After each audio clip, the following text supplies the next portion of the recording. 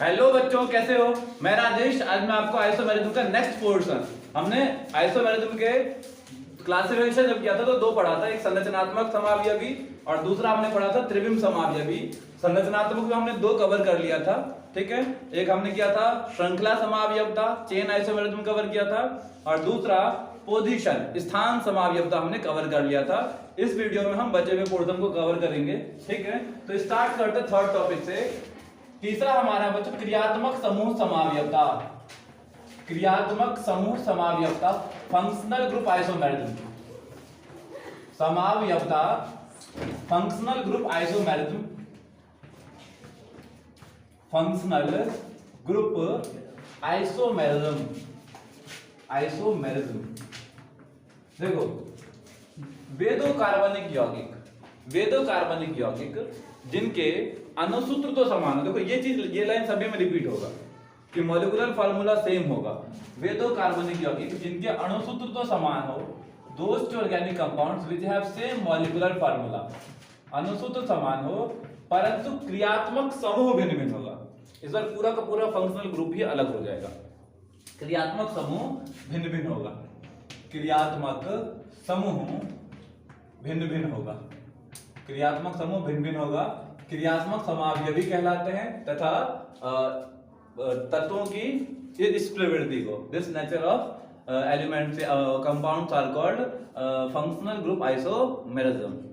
दोबारा definition proper बता रहा हूं। वे दो कार्बनिक यौगिक जिनके अणुसूत्र तो समान हो परंतु कार्बनिक क्रियात्मक समूह भिन्न भिन्न हो, क्रियात्मक समूह समावयवी कहलाते हैं तथा इस प्रकार के समावयवता को क्रियात्मक समूह समावयवता कहते हैं। Those two organic compound which have same molecular formula but different functional group, but have different functional group are called functional group isomers, and this isomerism is called functional group isomerism. एक example लेके चलते हैं, alcohol और ketone में करके देखते हैं बच्चों। देखो CH, CH3, CH2, CH2 और OH, ये हमारा एक अल्कोहल है। अल्कोहल और ईथर में करके देख लेते हैं। और एक हमारा ये ईथर है, CH2, CH3, CH2, CH3। देखो बच्चों, अगर मैं अणुसूत्र की बात करूं कि इसका अणुसूत्र क्या होगा तो 1 2 3 कार्बन 3 है बच्चों। सॉरी, तो यहाँ पे कार्बन 3 ही रहना चाहिए।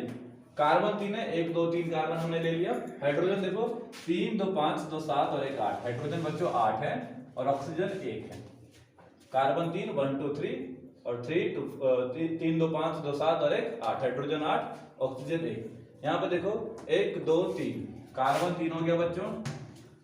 हाइड्रोजन देखो 3 2 5 और 3 8। हाइड्रोजन 8 हो गया और ऑक्सीजन 1 हो गया। तो देखो बच्चों, अणुसूत्र समान है लेकिन फंक्शनल ग्रुप की जब बात करेंगे बच्चों तो यहाँ पे फंक्शनल ग्रुप तुम्हारा अल्कोहल है, OH आ रहा है, इसका मतलब अल्कोहल है, ठीक है। लेकिन यहाँ पे O है, बीच में O है, इसका मतलब ईथर ग्रुप है। फॉर्मूला होता है ईथर का।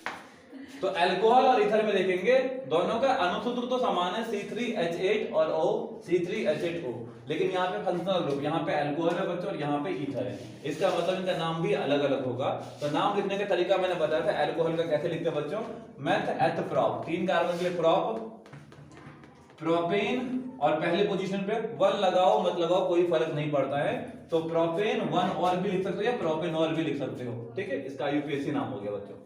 यहाँ पे देखो बच्चों, ईथर का जरा मैं आईयूपीएसी नाम एक बार रिपीट कर देता हूँ। क्या होता है, एल्कोक्सी एल्केन होता है। एल्कोक्सी एल्केन, ऑक्सीजन को जिसके साथ ले रहे हैं उनको एल्कोक्सी बोलते हैं। देखो यहाँ पे इसको हम ऑक्सीजन के साथ में ले रहे हैं बच्चों, इसको बोलते हैं एल्कोक्सी। एल्कोक्सी का मतलब अगर CH3 है मतलब मेथॉक्सी, C2H5 है एथॉक्सी, C3H7 है प्रोपॉक्सी, ब्यूटॉक्सी, पेंटॉक्सी, ठीक है, इस तरह से। तो बच्चों यहाँ पे CH3 और O, इस पूरे को एक साथ ले लिया मैंने, तो इसका नाम हो जाएगा मेथॉक्सी। इसका नाम होगा मेथॉक्सी, मेथॉक्सी बच्चों। और देखो 1 2 कार्बन है, मेथ एथ, तो मेथॉक्सी एथेन, ये इसका आईयूपीएसी नाम हो गया बच्चों। तो देखो अणुसूत्र समान है लेकिन फंक्शनल ग्रुप पूरा का पूरा अलग अलग है। इसका मतलब यहाँ पे क्रियात्मक समूह समावयवता है, पूरा का पूरा क्रियात्मक समूह ही बदल गया, फंक्शनल ग्रुप भी पूरा का पूरा बदल गया, ठीक है बच्चों। इसी का अगर मैं सिंपल नाम लिखना चाहूं तो हो जाएगा बच्चों, देखो ये एथिल है और इधर वाला मैथिल है। C2H5 को एथिल बोलते हैं और CH3 को मैथिल बोलते हैं। तो सिंपल नाम हो जाएगा बच्चों एथिल मैथिल ईथर। इसी का सिंपल नाम होगा एथिल मैथिल ईथर, ये इसका सिंपल नाम होगा बच्चों। एक और एग्जांपल लेते हैं, ठीक है, कीटोन का करके देखते हैं बच्चों। CH3 C double bond O और CH3, एक हमारा ये हो गया। दूसरा हम लेते हैं बच्चों CH3 CH2 और CHO, ठीक है, CHO एक हमारा कीटोन है और दूसरा हमारा एल्डिहाइड है। एक कीटोन है, दूसरा एल्डिहाइड है। अणुसूत्र देखते हैं 1 2 3, कार्बन 3 हो गया बच्चों, 3 3 6, हाइड्रोजन 6 हो गया और ऑक्सीजन हमारा 1 हो गया C3H6O। लेकिन यहाँ पे जब देखूंगा तो 1 2 3, कार्बन यहाँ पे भी 3 है, हाइड्रोजन 3 2 5 और 1 6, हाइड्रोजन भी 6 है, ऑक्सीजन 1 है। तो देखो अणुसूत्र समान है, मॉलिक्यूलर फार्मूला बिल्कुल सेम है, लेकिन जब मैं बात करूं फंक्शनल ग्रुप का बच्चों, तो ये कीटोन है, ये कीटोन है और ये वाला जो नीचे वाला दिख रहा है ये एल्डिहाइड है, ये एल्डिहाइड है, ये कीटोन है। पूरा फंक्शनल ग्रुप बदल रहा है। और जाहिर सी बात है जब फंक्शनल ग्रुप बदलता है उसकी प्रॉपर्टीज बिल्कुल ही बदल जाती है। इसमें तो प्रॉपर्टीज, इसमें या इसमें प्रॉपर्टीज बिल्कुल ही अलग होगी। अल्कोहल की कुछ अलग ही प्रॉपर्टीज होती है, ईथर की कुछ अलग ही प्रॉपर्टीज होती है, कीटोन की अपनी अलग प्रॉपर्टीज होती है, एल्डिहाइड की अपनी अलग प्रॉपर्टीज होती है, ठीक है। नाम लिखेंगे बच्चों इसका, तो मेथ एथ प्रॉप, हालांकि नंबरिंग देना पड़ेगा हमको, किधर से भी दे दो 1 2 3 1 2 3, क्योंकि दूसरे पर आ रहा है तो नंबरिंग किधर से भी दे सकते हैं 1 2 3, ठीक है बच्चों। मेथ एथ प्रॉप और सेकंड पोजीशन पे ऑक्सीजन है बच्चों, सेकंड पोजीशन पे है तो प्रॉप 2 ऑन, सेकंड पोजीशन पे ऑक्सीजन की वजह से प्रॉप 2 ऑन, या प्रोपेन 2 ऑन बोल सकते हो, या प्रॉप 2 ऑन को हटा के इसको हम ये लिख सकते हैं प्रोपेन 2 ऑन, सिंगल बॉन्ड की वजह से एन भी आएगा, प्रोपेन 2 ऑन या 2 प्रोपेनॉन भी बोलते हैं इसको, इसी को दूसरे तरीके से 2 प्रोपेनॉन भी बोलते हैं। अगर इसका सिंपल नाम देंगे बच्चों तो इसको एसीटोन बोलते हैं, कोई लॉजिक नहीं, सिंपल याद करना होगा, एसीटोन बोलते हैं इसको, सिंपल नाम इसका एसीटोन होता है। IUPAC नाम होता है बच्चों इसका प्रोपेन 2 ऑन। इसका देखते हैं बच्चों मेथ एथ प्रॉप, प्रोपेन 3 कार्बन के लिए प्रोपेन और इसके लिए अल आता है, CHO अगर होता है तो अल, तो प्रोपेन अल, प्रोपेनल, ये इसका IUPAC नाम हो गया। तो अभी हमने पढ़ा क्रियात्मक समूह समावयवता कि क्या होगा बच्चों, अणुसूत्र समान होगा, मॉलिक्यूलर फार्मूला समान होगा, लेकिन फंक्शनल ग्रुप डिफरेंट होगा, ठीक है बच्चों। तो एग्जांपल हमने लिया प्रोपेनॉल का और एक तुम्हारा एक अल्कोहल का ईथर के साथ में ले लिया और हमने कीटोन का एल्डिहाइड के साथ में ले लिया, इसका स्क्रीनशॉट ले लो आप। अब देखो हमारा नेक्स्ट टॉपिक है, 3 हमने आइसोमेरिज्म स्ट्रक्चर में कंप्लीट कर लिया है। अगला है बच्चों मध्यावयवता, मेटामेरिज्म, मध्यावयवता इसको बोलते हैं मेटामेरिज्म, मेटामेरिज्म बच्चों मध्यावयवता। देखो नाम बता रहे मध्यावयवता, सबके अंदर एक ही चीज होगा कि अणुसूत्र समान होगा, मॉलिक्यूलर फार्मूला सेम होगा, लेकिन विषम परमाणु के दोनों ओर कार्बन की संख्या अलग होगी। क्या होगा बच्चों, मॉलिक्यूलर फार्मूला सेम होगा, those two organic compounds which have same molecular formula but different number of carbon both side of heteroatoms, ठीक है, number of carbon both side of heteroatom, ये क्या होगा बच्चों, डिफरेंट। विषम परमाणु के दोनों ओर कार्बन की संख्या अलग अलग होगी। मैं एग्जांपल बता रहा हूं बच्चों, ईथर जनरली यही वाला आइसोमेरिज्म शो करता है। जरा समझो ईथर का एग्जांपल देखो बच्चों, CH3O CH3 CH2 CH3, एक हमारे पास ये है, ठीक है, CH2 CH3, एक ये है और एक है बच्चों CH3 CH2O CH2 CH3। देखो इन दोनों में यही वाला समावयवता होगा। अणुसूत्र 1 2 3 4, कार्बन 4 है, हाइड्रोजन 3 3 6 6 4 10 और ऑक्सीजन 1 है। यहाँ पे भी वही होगा बच्चों, 4 कार्बन है, हाइड्रोजन यहाँ पे भी 10 है, 3 3 6 4 10, हाइड्रोजन 10 है और ऑक्सीजन 1 है। अणुसूत्र समान है। आइसोमेरिज्म का मतलब है मॉलिक्यूलर फार्मूला सेम होगा, सिंपल सी बात, ठीक है। अच्छा क्या मैंने बोला, कार्बन परमाणु ये विषम परमाणु है, ऑक्सीजन जो दिख रहा है ना ये विषम परमाणु है, हेटेरोएटम्स बोलते हैं इसको। हेटेरोएटम्स के दोनों ओर कार्बन की संख्या देखो बच्चों, यहाँ इस और 3 कार्बन है, इस और 1 कार्बन है और यहाँ दोनों और दो दो कार्बन है, अलग अलग है कि नहीं है ना? तो ऑक्सीजन के दोनों और कार्बन की संख्या अलग अलग है, ठीक है? तो नाम भी अलग अलग हो जाएगा। देख लो नाम क्या होगा बच्चों इसका, देखो इसको हम एक साथ ले लेंगे, नाम हो जाएगा मेथॉक्सी, है ना? इसका नाम हो जाएगा मेथॉक्सी, मेथॉक्सी और मेथएथप्रोपेन, मेथॉक्सी प्रोपेन। इसी तरह से अगर इसका मुझे नाम लिखना होगा बच्चों, इसको मैं एक साथ ले लूंगा, मेथएथॉक्सी, एथेन से एथॉक्सी, एथॉक्सी, एथॉक्सी और मेथएथॉक्सी एथेन। सिंपल सा इसका नाम हो गया। और इस प्रकार के आइसोमेरिज्म को बोलते हैं मेटामेरिज्म। अगला बच्चों हमारा है चलावयवता, टॉटोमेरिज्म। अगला है बच्चों हमारा चलावयवता, चलावयवता, ठीक है?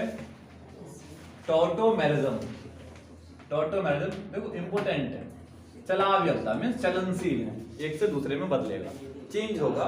एक कंपाउंड जो है वो दूसरे कंपाउंड में चेंज होगा, वन कंपाउंड इन दिस, वही होगा सेम, मॉलिक्यूलर फार्मूला सेम होगा, लेकिन एक कंपाउंड दूसरे कंपाउंड में बदलता है। वे दो इसमें एक यौगिक, जाहिर बात है मैं कंपाउंड ऑर्गेनिक केमिस्ट्री में बोलूंगा तो अंडरस्टूड होता है ऑर्गेनिक कंपाउंड बोला जा रहा है, ठीक है कि नहीं है? तो इसमें एक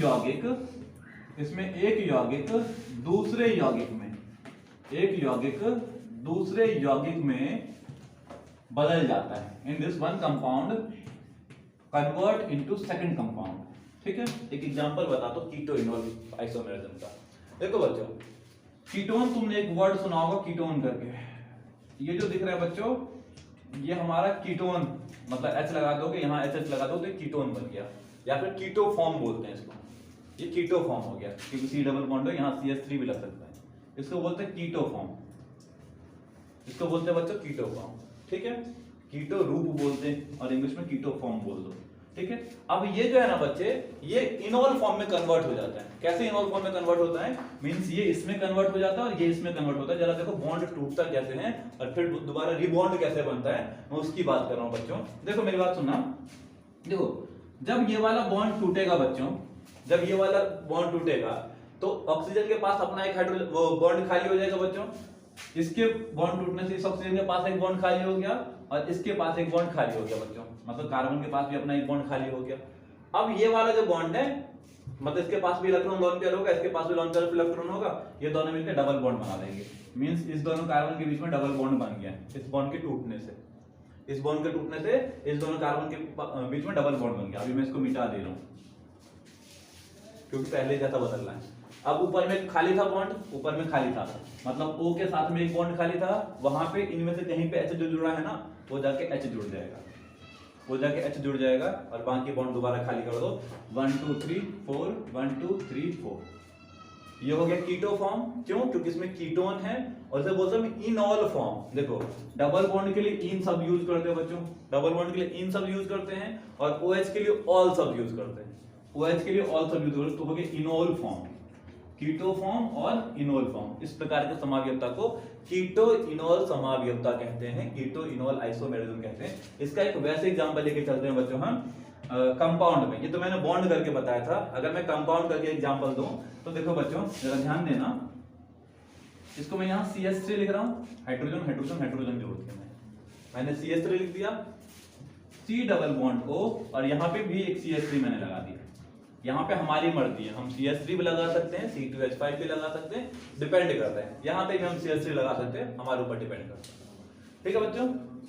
ये कन्वर्ट हो सकता है, कन्वर्ट हो सकता है इनोल फॉर्म में। कैसे होगा बच्चों कन्वर्ट? तो देखो यहाँ पे हमने H लगाया था 3 बॉन्ड की जगह, इसका मतलब यहाँ पे CH2 होगा, CH2 double bond C OH और इधर हमने CH3 लगाया था बच्चों, तो हमने ये रहा CH3 लगाया। अब अगर तुम मॉलिक्यूलर फार्मूला देखोगे बच्चों तो बिल्कुल सेम मॉलिक्यूलर फार्मूला निकल के आएगा। देखो इसका देखो 1 2 3 कार्बन 3 हाइड्रोजन 3 3 6 हाइड्रोजन 6 हो गया, ऑक्सीजन 1 हो गया।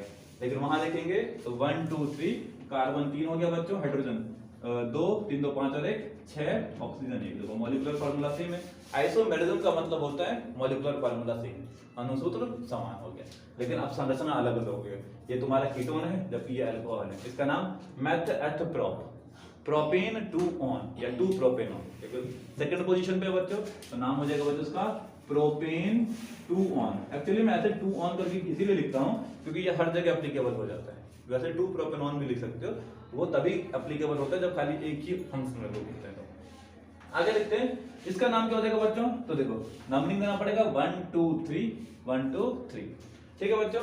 सेकंड नंबर पे बच्चों हमारा OH है, सेकंड नंबर पे OH है। तो एक काम करते हैं कि OH को पहले लिख लेते हैं इस बार। तो सेकंड नंबर पे OH है, चलिए 2 हाइड्रोक्सी, 2 हाइड्रोक्सी। तुम डबल बॉन्ड को भी पहले लिख सकते हो, तुम्हारी मर्जी थी। 2 हाइड्रोक्सी और मेथ एथ प्रोप, प्रोपेन 2 इन या 2 प्रोपीन, 2 हाइड्रोक्सी प्रोपेन 2 इन, प्रोपेन 2 इन। तो ये हो गया हमारा चलावयता। मैं रिपीट कर रहा हूं चीजों को। मध्यावयवता क्या होता है, मेटामेरिज्म क्या होता है बच्चों, प्रॉपर डेफिनेशन सुनो। मध्यावयवता क्या होता है? वे दो कार्बनिक यौगिक जिनके अणुसूत्र तो समान हो परंतु विषम परमाणु के दोनों ओर कार्बन की संख्या भिन्न भिन्न हो, मध्यावयवी कहलाते हैं। तथा इस प्रकार के समावयवता को मध्यावयवता कहते हैं।